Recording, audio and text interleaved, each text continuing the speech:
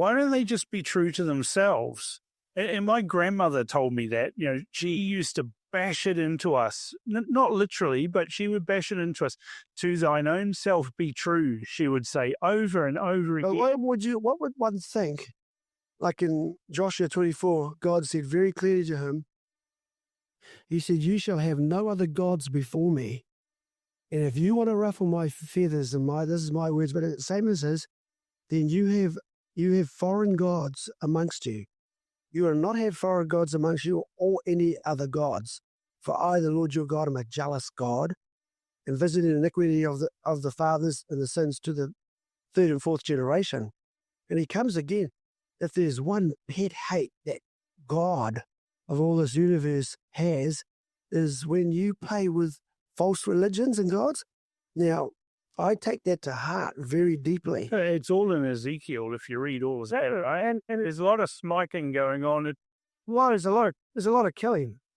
God's killing people. So countries that involve themselves in this, and most people listening to this would think, so what about, Hinduism and Islam and, no religion and atheism and, pantheism and many gods? Who cares, Brian? Well, who cares? God. Now, if you're interested in this little part, that's why we're suffering in this world today. The punishment on Great Britain, a country that is supposed to be the head, the crown, the king is responsible, taking an oath to defend the Christian faith. They've done nothing of that. And a long time ago, not you, but New Zealanders, you abandoned our faith. You lost it. You pushed it aside. You chased money, mammon. You went after other religions.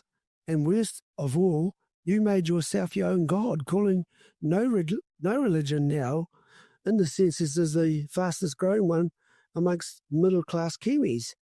What the hell? You think you're going to come here and know that God gave us the best years of our life in the 60s, second richest country in the world, 1% unemployment. We had great families, no threats. We had all the resources.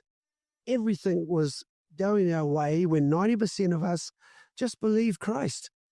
But as we gradually threw away him, and you started to have atheism, an agnostic like Jacinda, and all took on the Indian and started to be all friendly with Islam, you offended God. And you offend God, he smites you. That's right. You curse your own country.